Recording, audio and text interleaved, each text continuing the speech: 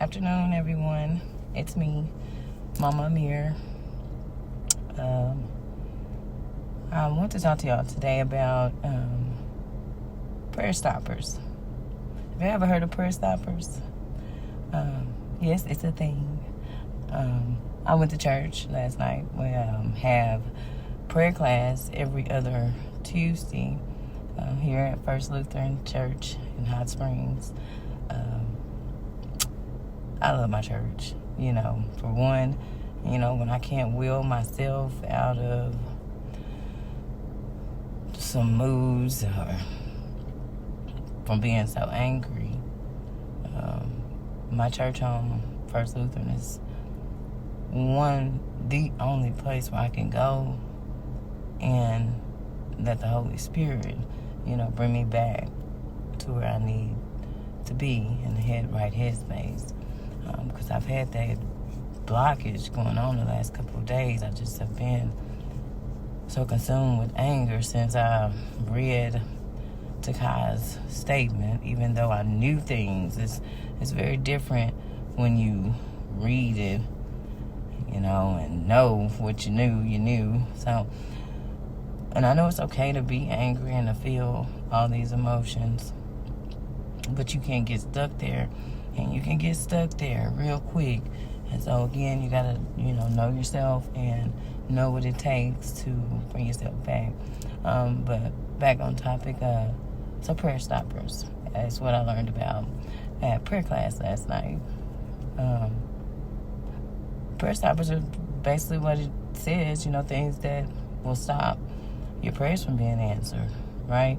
Sometimes we are like, why isn't God answering our prayers? We've been praying for this, and He ain't answered yet. And sometimes we need to look at ourselves, is what I learned last night. And one that stuck out to me particularly is your motives behind your prayer can be a prayer stopper, right? And so it made me think about how hard I've been praying for Takai to be found and arrested. And it made me look at my motives behind it, and my heart behind the prayer. And because God knows my heart, He knows our heart. We can't lie or get away with our true thoughts or feelings because He already knows, right? So when I thought about my prayer for Takai Shelby being arrested, I think my heart wasn't in a good place. No, I know my heart wasn't in a good place because I was so angry. And when we are praying for things, for ourselves, selfishly to make us feel better, you can guarantee it's probably going to be a no from God. Okay? But I'm human. We're all human. Especially any mother that has lost a child. It is not going to be easy for you to be praying, with a good heart, a pure heart, for things to happen because of the mixed feelings and emotions that we are going to go through, that I am still going through. So that's when you have to pray for your heart, pray to forgive them, for God to help you to forgive them. Because once you forgive them, then you can pray, and your heart and mind be in the right space and your motives be for align with God's will, so to speak.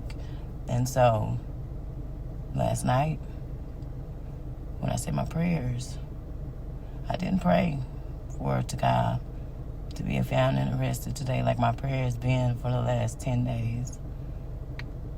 But my prayer was for me to forgive that little girl completely and wholly. And to somehow forgive her grandmother. Right?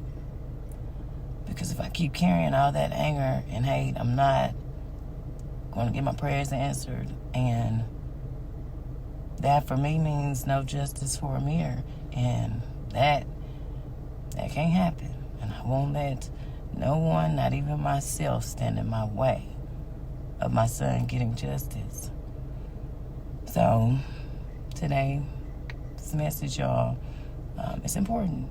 Don't let prayer stoppers, things like praying and not believing that God is going to answer your prayer, praying with bad motives, be the reason that God doesn't answer your prayers, especially when, for the most, I'm sure all your prayers that you're praying and asking for, you feel are important to you. So if you want them answered, don't let prayer stoppers block it.